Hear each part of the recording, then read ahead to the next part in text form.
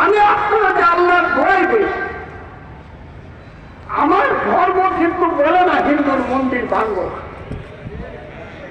আমার ধর্ম কিন্তু বলে লাখুন দিন হুকুম ওয়ালিয়ার দিন। আল্লাহর ভয় লাগে হিন্দুদের মন্দির বা তাদের উপাসনায় আপনারা ভাঙবেন না। হাত তুলে শপথ করেন তো আমার সঙ্গে, শপথ করছেন আপনারা? ভাঙবেন না। আমার সাথে কিন্তু শপথ করলেন, যদি পরে দেখি আমি কিন্তু শেষ করে দেবো। আমি কিন্তু মুক্তিযুদ্ধ, ওদের সম্পদ লুট করবেন না, ওরা নিরীহ। হইতে পারে হিন্দুরা নৌকা মার্কায় ভোট দেবে, হিন্দুরা নৌকা মার্কায় ভোট দিয়ে কি হয়েছে? মাদ্রাসায় ছাত্ররা তো দানের শীষে আর পাল্লা মার্কায় ভোট দেবে, কি? হ্যাঁ, দেখ না, হিন্দুরা নৌকায় বিরোধে আমার মাদ্রাসা ছাত্ররা বা পাল্লা দানের শীষে, তাই না? তাহলে ও পারবেন কেন? আপনি বুঝাই টুঝে আনেন। আমরা তো বোলপুর ইউনিয়নে সব হিন্দু ভোট, আমি বেশি পাই, আমি সব কম পাই। ঠিক কথা না? বোলপুর ইউনিয়নে খালি 2টা গ্রাম বাকি সব হিন্দু, 8টা ওয়ার্ড হিন্দু। আমি সব ওয়ার্ডে পাস করি, আমি সব ফেল করে, নৌকা ফেল করে। কাজে হিন্দু সব দলের শেষে নৌকায় ভুটলে আপনারা কেমনে মনে করেন? বুঝাইতে পারলে ধানের শিশু হবে, পাল্লাই হবে। ওই জামাত ইসলামের আমি ওইদিন গেছে ঢাকার সবচেয়ে বড় মন্দির ঢাকেশ্বরী মন্দিরে গিয়া বলছে তোরা নামরা পাহারা দিন। শিবের ছেলেরা এখন ঢাকেশ্বরী মন্দির পাহারা দেয়।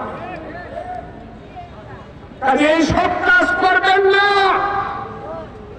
এদের উপরে যাতে কোনো আঘাত না আসে, তাইলে কিন্তু পথ করে আমি ঢাকার থেকে ঝইলা এসে কঠিন বিচার করব। হ্যাঁ, তবে আমার দিল্লির ভাইয়েরা মোদি যা বলে তাও ঠিক না,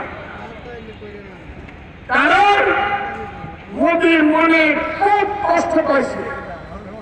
আওয়ামী লীগের নেতা নেত্রী এলো দিল্লির কৃতদাস।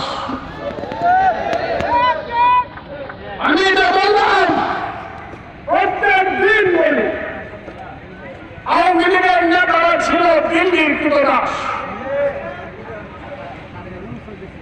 এখন ইন্ডিয়া 2 ভাগ, অবাঙ্গালীরা সাপোর্ট করে, হিন্দুরা সাপোর্ট করে হাসিনারে দিল্লি, আর কলকাতা মমতা ব্যানার্জি সাপোর্ট করে আমাদের আন্দোলনে, আমাদের আন্দোলন। পশ্চিমবাংলা মমতা ব্যানার্জি মুখ্যমন্ত্রী, উনি বলছে, কি বলছে? বাংলার কোন সন্তান বিপদে পড়ে হাসিনার গুলি খেয়ে যদি রাত্রে আমার দরজায় ঢোকাবে, সেই দরজাটা আমি খুলে দিব। আমি হিন্দুও সব এক না, মুসলমানও সব এক না, ধর্মের ব্যক্তিতে রাজনীতি হয় না।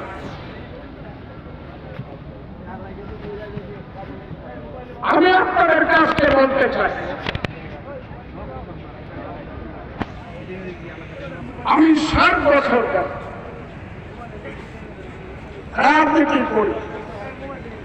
এর আগে এইখানে স্কুল ছিল, মহেশচন্দ্র শিক্ষা নিকেতন, ভূপেশ চন্দ্র গুপ্ত, তার বাবা মহেশচন্দ্র গুপ্তের নামে স্কুলটা করছিল। আমি এখানে 5 বছর পরে মেট্রিক পাস করে গেছি। আমি কোনদিন আমার মাস্টাররা এখন আর জীবিত নাই, তাদেরকে সালাম করে তাদের আত্মার প্রতি শব্দটারি আমি সাতজনকে সাক্ষী রেখে বলছি, আমি সব ক্লাসে সব সময় ফার্স্ট হইতাম। 6, 7, 8, 9, 10 আমি ফার্স্ট করেছিলাম, আমি ফার্স্ট হইতাম। ইচ্ছা করি সিএসপি অফিসার হয়ে বিয়েতে কলেজের শিক্ষকরা শুনবেন, প্রিন্সিপাল সাহেব শুনবেন, আমি বিয়েতে 7th স্ট্যান্ডার্ড পাকিস্তান আমলে, এখন না, 69 সালে যখন হামিদ সাহেব বারবারে 3rd ডিভিশন পাই আমার সাথে পাস করছে। ইচ্ছা করলে সিএসপি অফিসার হতে পারতাম, বড় চাকরি করতে পারতাম। কৃষকের ছেলে আবুল হুসেনের ছেলে ফজলুর রহমান ঢাকা শহর লন্ডনে বাড়ি করে থাকতে পারতাম, কিন্তু কি জয় বাবাকে ধরেছিল সব বাদ দিয়ে আমি রাজনীতি কেন আসলো, আর রাজনীতিতেই যদি আসলো তাহলে কেন বিক্ষোভ হইল। আমি আল্লাহকে শপথ করে বলছি, আমার সন্তানের গায়ে হাত দিয়ে বলছি, আমার কোনো কেস টাকা নাই,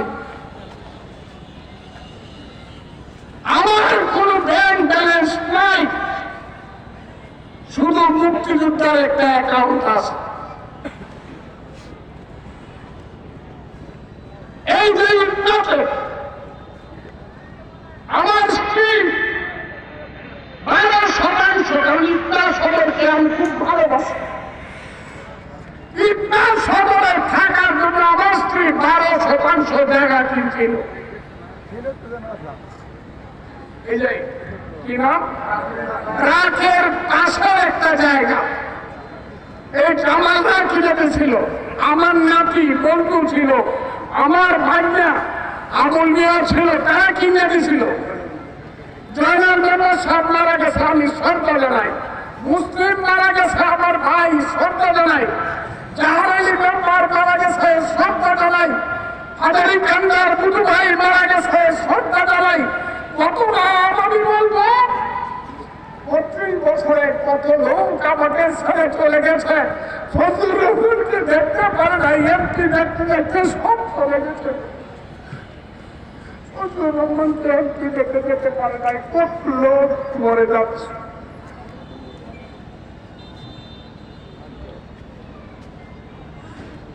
কত চলে গেল, ওই যে পাশানের চেয়ারম্যান আজিজ, আপনার চেয়ারম্যান মিলা, জনপুরের অবিনাশ সরকার, ভুবন বাবু, কত লোক চলে গেল আমাকে ছেড়ে। তাহলে সব আমার বয়সের আর একটা খুব 500 খুব বসনিয়া জলিম সব, এই উন্নয়ন কত লোকের নাম আমি বলবো, আমার সাইনে চলে গেছে সব। আমি বাঁচে আছে, আমাকে আর তারা ভোট দিতে পারে, আমি আর এমপি হতে পারি না। যারা মারা গেছে আল্লাহ তাদেরকে তুমি বেহেশত নসিব করো, যারা আমার সাথে ছিল, ও আমার মেয়েও সন্ধ্যায় ছিল। কত ছিল আমি নামগুলো লিস্ট্রি করে আমি দিয়ে দিব, আমি কৃতজ্ঞ না। আমার জন্য কত মা রোজা রাখছে, ওই যে বড়দিনের পর ইফতার সমস্ত পাড়ায় পাড়ায় ইফতার থানার মায়ের রোজা রাখছে। আল্লাহ ফজলুরকে এমপি বানাও। আমার বুট বুট হয়েছে, মানুষ শুনে আছে, শোনা যাচ্ছে না 3 দিন। আমি সব আপনি এত বড় সর্বনাশ করলেন মানুষের, আমি আপনাকে অভিশাপ দেই না, কিন্তু আমি আপনাকে বলি হামিদ সাহেব, আপনি আপনার পাশে মারা গেছেন, আল্লাহ তারে বেহেশত নসিব করুন, তাকে কবর থেকে তুলে এখানে আনেন। আমি আপনার বাপ রেলে দাঁড়ায় দেখেন তো অতগুলো মানুষ আপনাকে হাততালি দেয় কি না।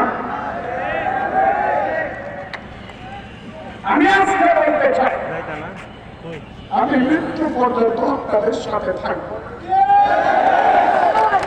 আপনাদেরকে ছেড়ে আমি যাব না। এবং আরেকটা কথা আমি বলি, আপনারা কি ইটনার মানুষ, ষষ্ঠটা মিটামনের মানুষ বুঝেন? আপনাদের ভাই আমি আপনাদের নেতা না, আমি আপনাদের খাবেন, আমি আপনাদের গোলাম।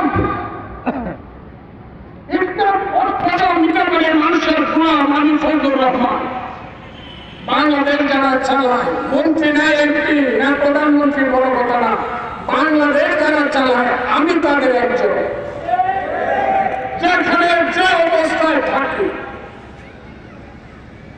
কেন জানেন আমার এত সাহস?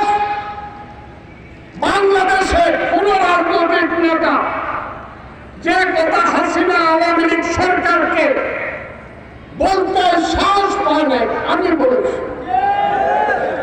কি কথাটা ঠিক না নাকি? আগামী দিনেও বলব।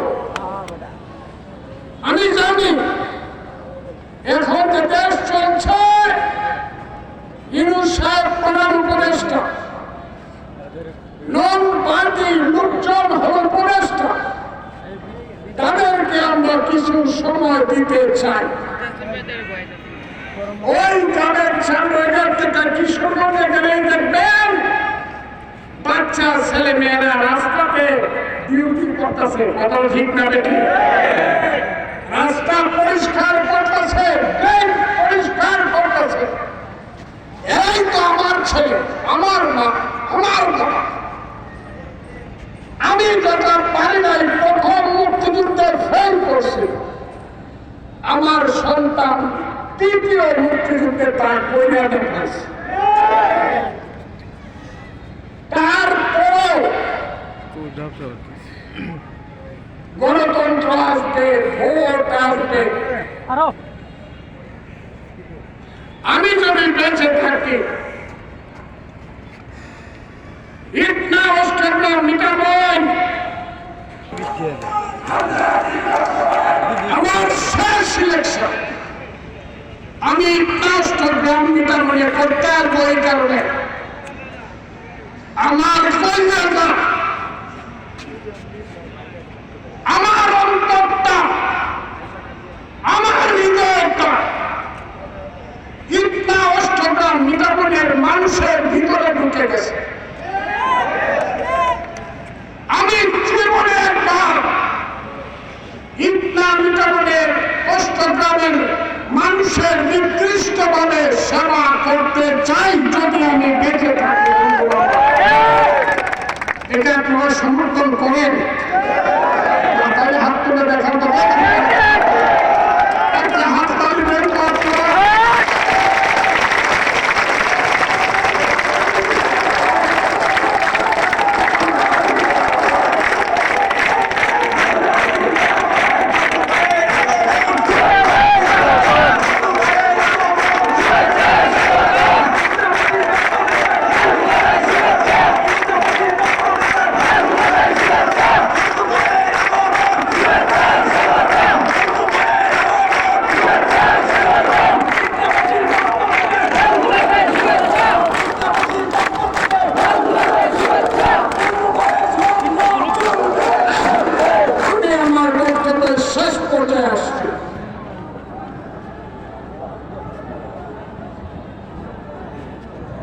অনেকে আমাদের সন্তানেরা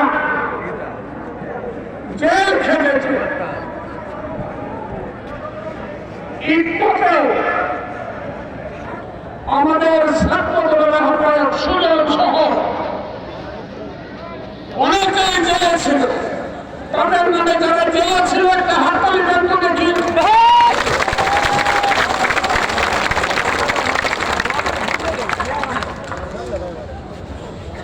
আমার বক্তব্য আমি বাড়াতে চাই না, আমি বলতে চাই ইটটাতে আর কোন লুট হবে না, কেউ করতে যাবেন না।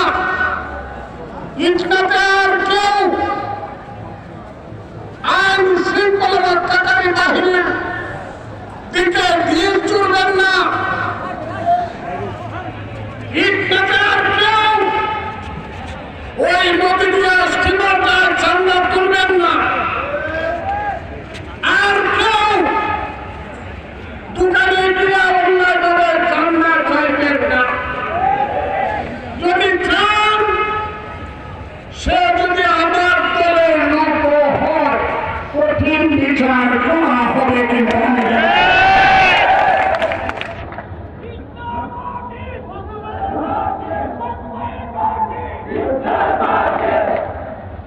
আমার শক্তি এখন অনেক বেশি, জানেন কি?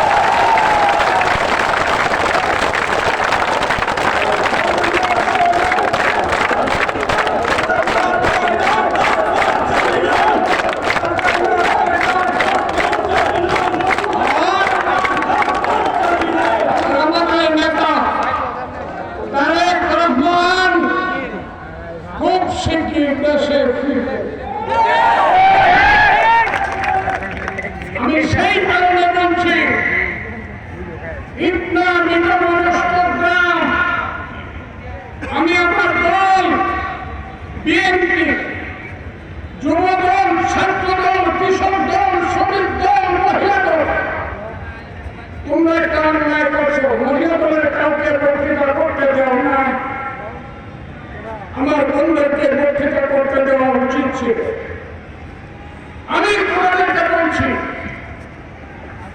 সবাইকে বলছি, এখন থেকে এই দেশ আমাদের 15 বছর পরে আমরা নিঃশ্বাস ফেলতে পারছি।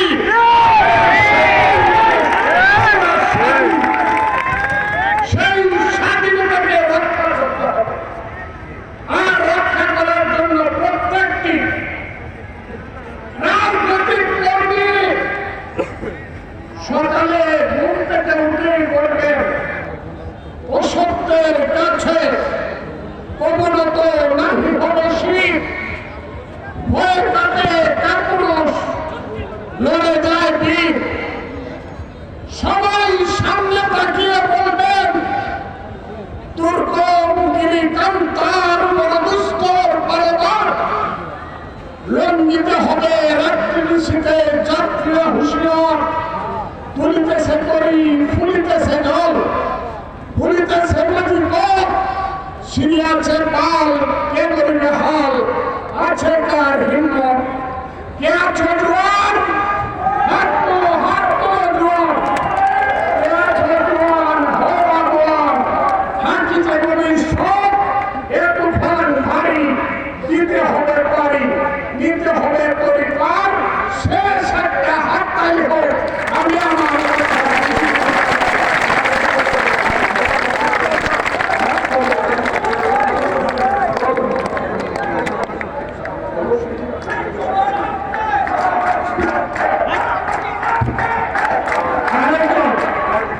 আমাদের পশ্চিমের সারাদিনকে জেলে হত্যা করা হয়েছে, আমরা তার আত্মার মাঠফেরার কামনা করি এবং তার হত্যার বিচার দাবি করি।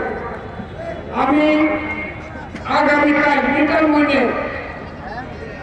যেটাকে বলা হয় তারা নাকি ভাগ এলাকার রাজধানী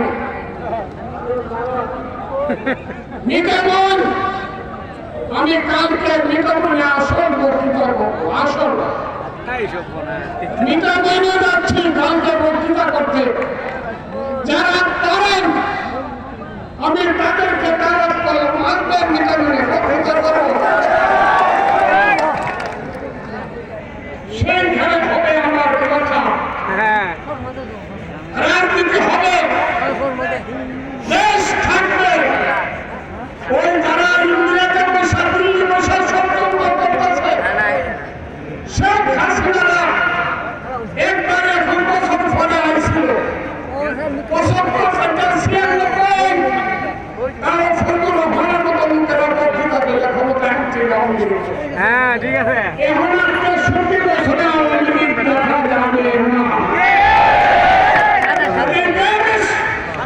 এই দেশের মানুষের দেশ, এই দেশের গণতান্ত্রিক শক্তি, দেশ চলবে এই দেশের দেশ নেত্রী বেগম খালেদা জিয়ার নেতৃত্বে। আপনাদের সবাইকে ধন্যবাদ। খোদা হাফেজ। আসসালামু আলাইকুম।